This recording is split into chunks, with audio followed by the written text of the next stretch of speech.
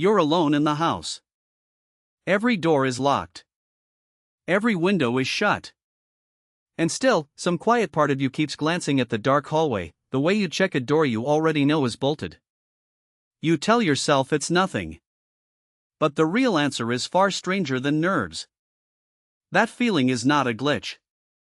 It is not weakness, and it is not your imagination running loose. It is one of the oldest, most expensive, most carefully maintained systems in your entire brain, and right now it is working exactly the way it was built to work. The feeling of being watched is not a mistake your mind is making. It is a decision your mind is making, thousands of times a day, and almost all of those decisions happen before you are aware of anything at all. So what is your brain actually looking for? Start with your eyes. Not the seeing part. The being seen part. Look at a chimpanzee. Look closely at its eyes.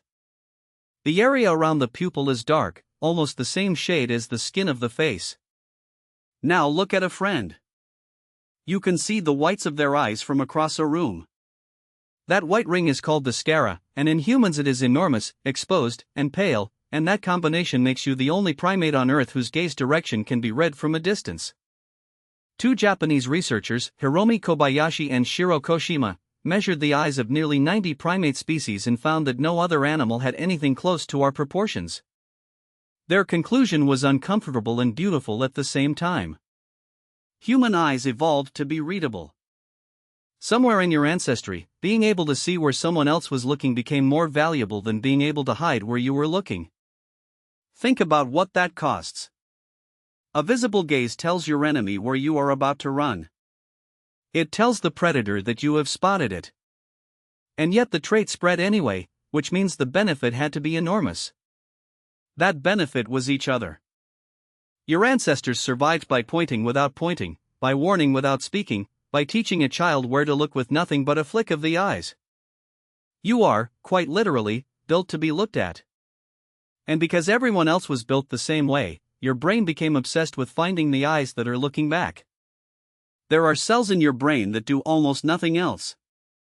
In the 1980s, the neuroscientist David Perrott recorded single neurons in a fold of tissue called the superior temporal sulcus, and he found cells that fired when a face looked directly at the animal, and went quiet when the same face looked away. Not cells for faces. Cells for attention. Cells whose only job was to answer one question, over and over, for an entire lifetime. Is that thing looking at me? Now here is where it gets strange. Because your brain does not answer that question honestly. It answers it defensively. In 2013, Colin Clifford and Isabel Marescal ran an experiment that should be far more famous than it is. They showed people faces with gaze directions that were hard to read, then made the image blurry, dim, uncertain. When the information was clear, people judged gaze accurately. But when the information got murky, people did not guess randomly.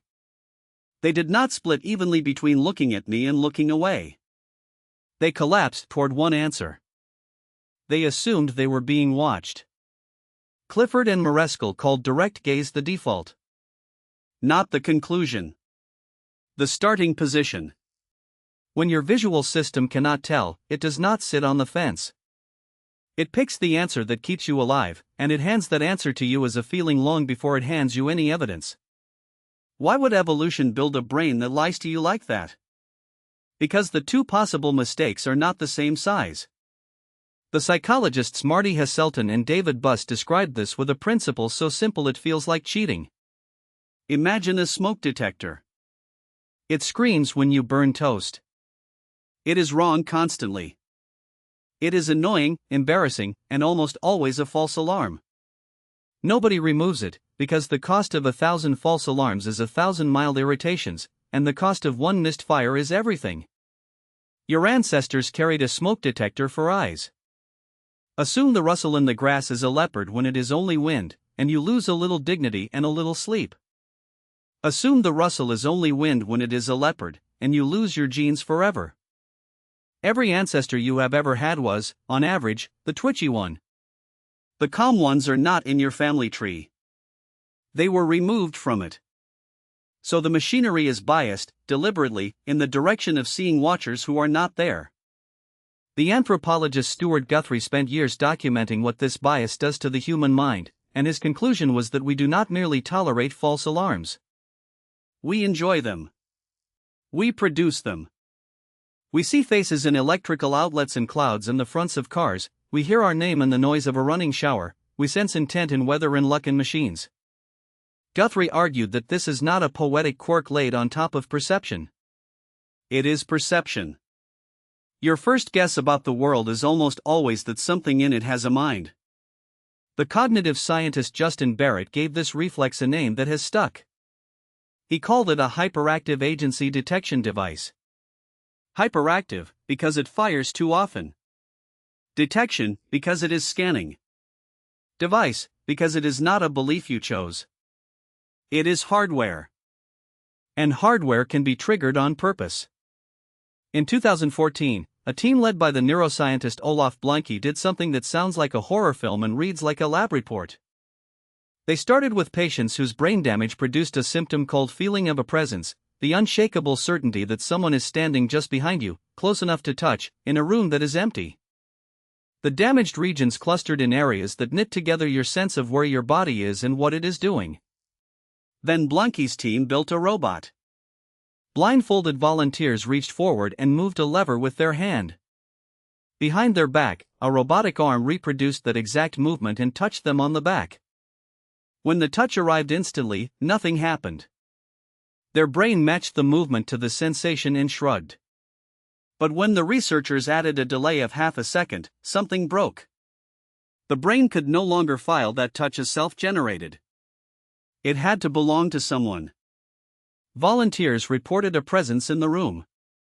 Some felt several.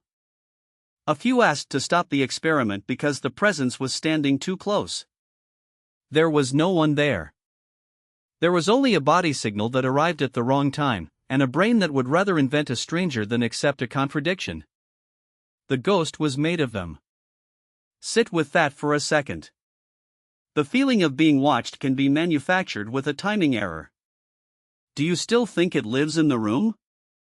This is why the sensation shows up hardest in exactly the conditions where your body signals get noisy. Exhaustion. Altitude. Darkness. Isolation. Fear. Sleep paralysis, where you wake with your body still switched off and a figure at the foot of the bed. Long solo drives at 3 in the morning. The last hour of a shift in an empty building. Mountaineers have a name for it. Explorers have reported it for centuries. Ernest Shackleton, hauling himself across South Georgia after losing his ship, wrote that during the crossing it often seemed there were 4 of them, not 3. T.S. Eliot read that account and put the extra figure into a poem, and the writer John Geiger later gathered dozens of similar cases from climbers, sailors, divers, and survivors of disasters. Again and again, at the edge of endurance, a presence arrives. And here is the part that unsettles people the most. The presence is usually kind. It walks beside you.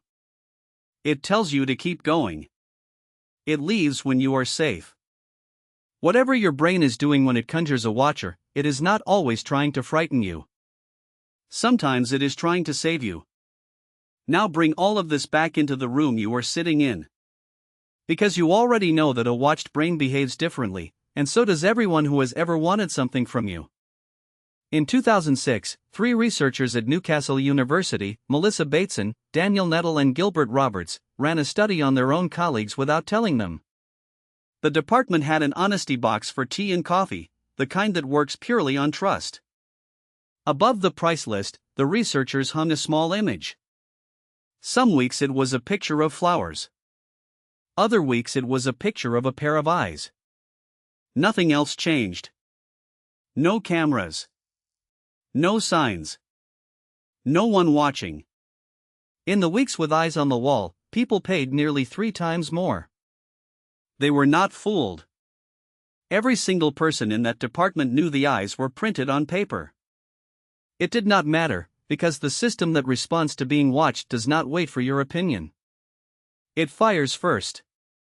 Kevin Haley and Daniel Fessler found the same thing in a lab, where a few crude eye-like shapes on a computer screen were enough to make people share more money with a stranger they would never meet. A picture of eyes makes you more honest. Think about what that says about honesty. Your ancestors lived in groups small enough that reputation was survival. Being seen taking too much meant being seen. And a mind shaped by that arithmetic will never fully believe it is alone, because for almost the entire history of your species, being alone was rare, temporary, and usually the last thing that happened to you. Which brings you to the strangest part of all. You now live inside the false alarm. There is a camera in the device in your pocket, and it is pointed at your face. There are cameras on the street, in the shop, in the doorbell across the road. Every message you type is stored. Every route you take is logged. You perform for an audience of numbers, and you check to see if the audience approved.